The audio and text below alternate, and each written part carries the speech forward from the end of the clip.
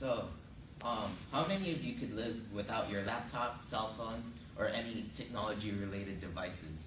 So, how many? Not me. Exactly. This is why I want to inform you guys about computer engineering degrees, and because that is what the area I am majoring in, and I also want to discuss the demand and expectations of people today and how this degree affects our economy. So, I want to make you guys aware of what computer engineers do and how their work impacts our economy and lives.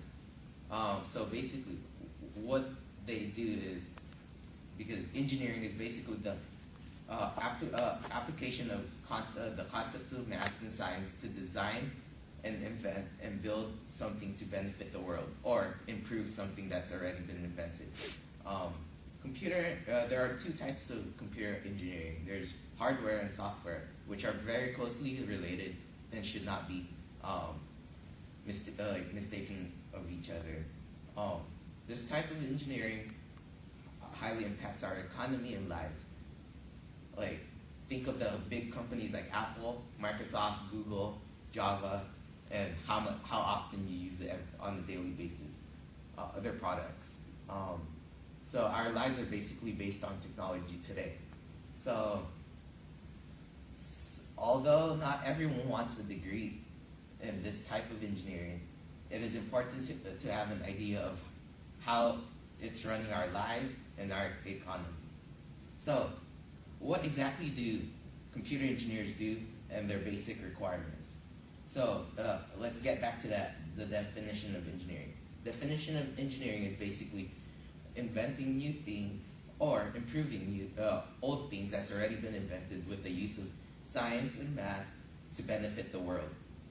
Computer engineering takes that, requires the knowledge of electrical engineering and computer science, and then, which I mentioned already, also requires the study of physics and mathematics to their basic work is writing software for microchips, designing chips, circuit boards, and also operating systems. They also design many things that you may not think of, like sensors, motors, and obviously communication technologies, which is our phones, our iPods, iPads, and yeah. So some interesting facts about computer engineering is, like, according to the St. Louis Business Journal, by an article by Greg Edwards, it's the highest starting salary of engineering as of 2013. The starting salary is $70,400. So let's get to the history.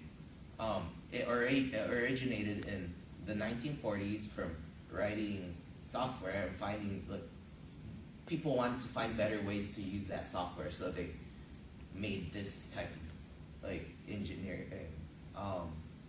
And then in 1972, the first engineering program was established in the United States in the Case Western Reserve University.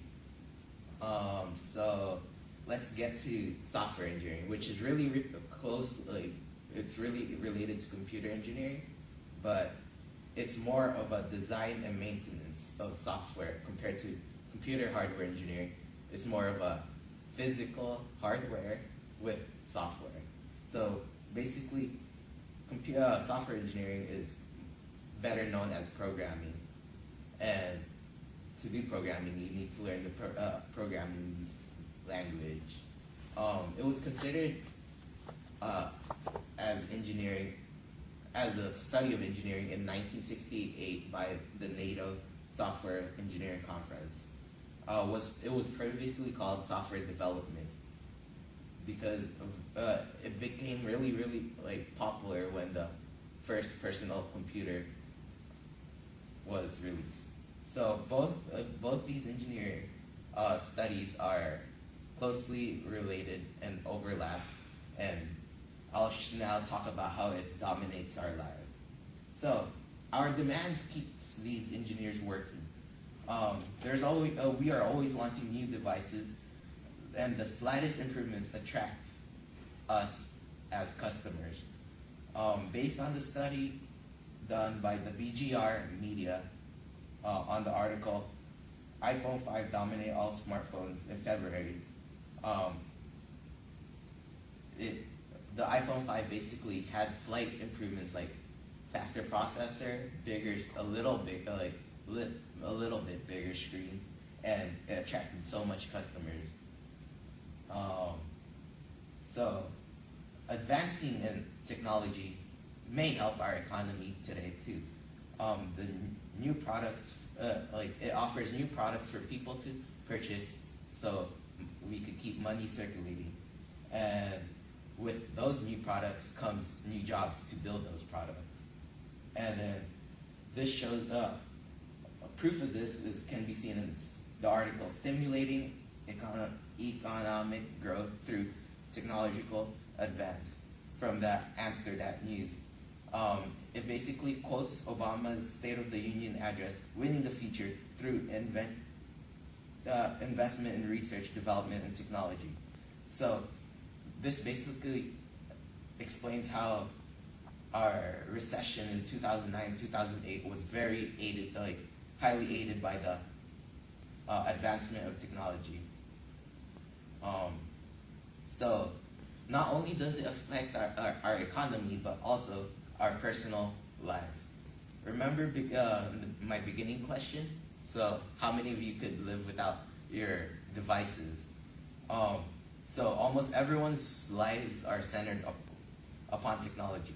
Cell phones, computers, you name it. Computer hardware and software engineers work to build these products and keep the networks and basically sales going. Like I mentioned before, Microsoft, Apple, Google, and the founders of these companies are usually not engineers, such as Bill Gates and Steve Jobs, but they were inventors. But they have engineers developing their ideas to make their products. So another major part of this, of how it dominates our lives, is social networking and communication. Computer and software engineers work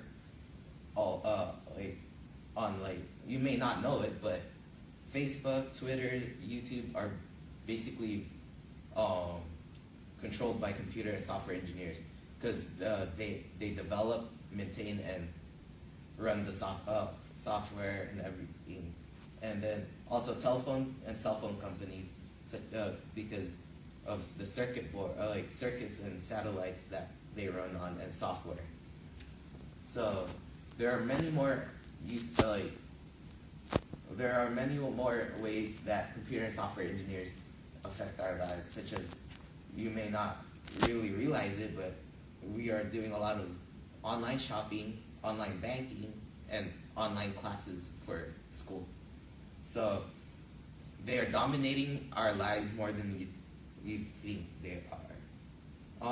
Although computer engineering may not be a field of study you may consider, it is important to be informed of their work and studies, because of how deeply it affects us.